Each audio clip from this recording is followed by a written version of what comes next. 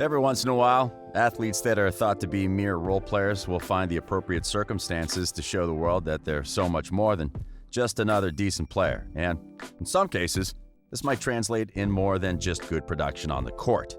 The NBA has seen many of these breakthroughs throughout the years, but none of them were probably as outstanding as Linsanity was.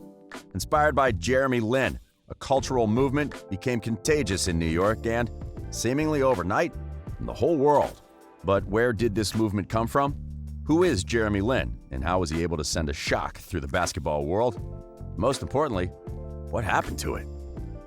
Welcome to Courtside. Today, we'll take a look at Jeremy Lin, how he became an overnight star, and what happened with this movement called Linsanity. An American of Taiwanese ascendance, Jeremy Lin is a professional basketball player and journeyman at the point guard position. He played 9 seasons in the NBA before signing a contract with the Beijing Ducks and the Chinese Basketball Association. He played for Palo Alto High School and, in his senior year, guided the team to a 32-1 record and a California Interscholastic Federation Division II state title. He finished the season with averages of 15.1 points, 7.1 assists, 6.2 rebounds, and 5 steals per game. But despite his excellence and team success, Lin didn't receive any offers to play from college programs. Most schools wanted him to walk on rather than offer him a scholarship, and as Harvard and Brown were the only institutions that offered him a secure roster spot, he decided to go to Harvard.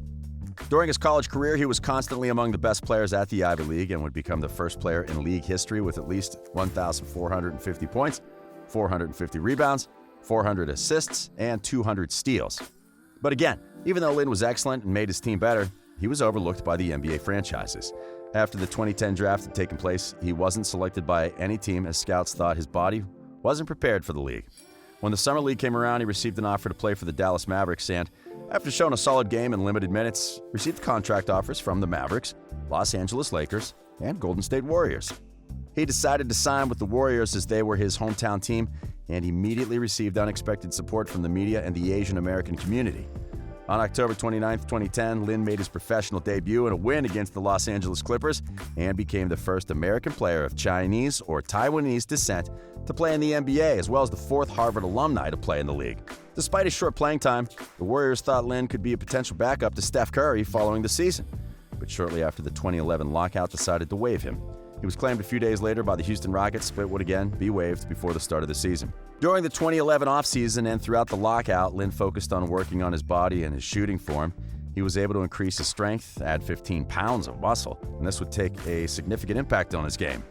A few days after being waived by the Rockets, Lin was claimed off waivers by the New York Knicks following an injury to guard Iman Shumpert. There, he was supposed to be a backup behind Tony Douglas and Mike Bibby. As the days went by, Lin's playing time continued to be sparse, and he later confessed having been scared of the possibility of being cut again, something that the Knicks were considering at the time. But as the losses kept on piling on and fans demanded that head coach Mike D'Antoni was fired, the pressure started to accumulate on him, and after failing to run his system through 3 different point guards, he decided to give Lin a chance.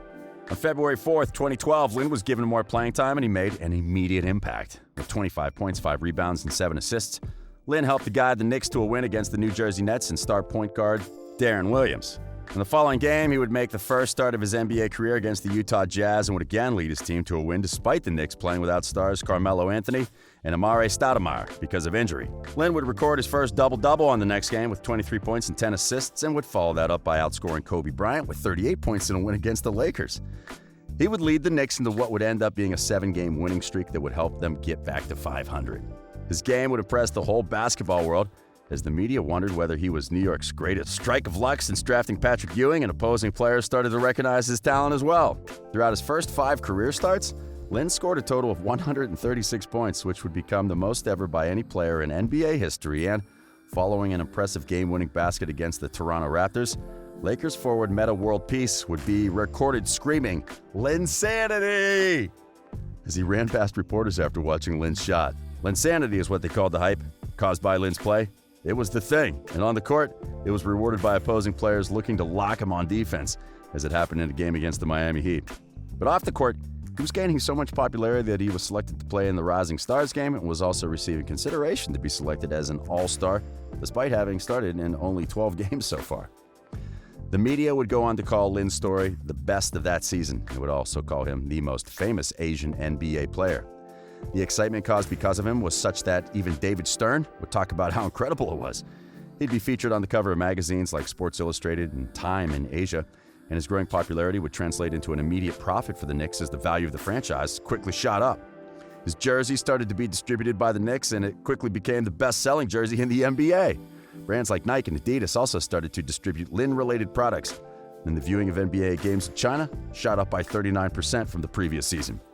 The number of products, advertising campaigns, and words inspired by Lin was pretty ridiculous at the time, and the word Linsanity would quickly be declared as an English language word by the Global Language Monitor. Lin would trademark the word so other people couldn't make a profit off of it, and a documentary film with that name would be produced as well. And though he was offered millions of dollars in endorsement deals, he rejected most of them as he considered that basketball was his main priority. He'd go on to play 26 games as a regular player for the Knicks, and his season was shortened by a meniscus tear in his left knee, which he decided to have surgery on. His team would have a 16-10 record during these games, and his averages were 18.5 points and 7.6 assists per game. And despite his huge success and immense popularity throughout the games he played, his time with New York would be short. When the offseason arrived, the Houston Rockets would offer him a contract that the Knicks decided not to match, and they let him go. After that, Linsanity would fade away as he left the Big Apple for a smaller market, and when the Rockets acquired James Harden shortly before the start of the following season, they decided that he would be their franchise player, taking the spotlight away from Lin. He struggled at first under coach Kevin McHale and needed to adapt to playing with another ball-dominant guard. But as the months passed by, he found his rhythm and improved his overall game. And in the following season, he was replaced in the starting lineup and instead became Houston's sixth man and their main offensive weapon off the bench. At the end of the season, Lin was traded to the LA Lakers and from that point on would not play more than 2 seasons with a single franchise. He played his next season with the Charlotte Hornets, also coming off the bench, and received consideration as a Sixth Man of the Year candidate. After that, he would sign a 3-year contract with the Brooklyn Nets, but injuries would hold him to just 37 games played between the next 2 seasons. Lin was then traded to the Atlanta Hawks in the 2018 offseason to be a mentor of a rookie Trae Young, but would be waived by February, and his next stop would be Toronto as the Raptors claimed him off waivers. As a member of the Raptors, Lin would reach his first NBA Finals and face his former team, the Golden State Warriors.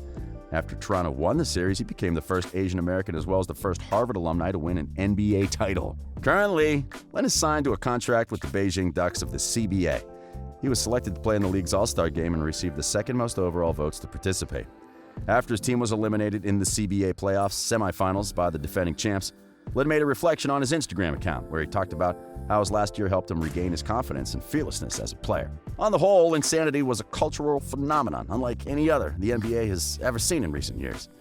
Lin was able to take the league and the world by storm with his play, and he would turn into an overnight celebrity because of it. And though it was short-lived, at the moment it was probably one of the best stories in the world of sports.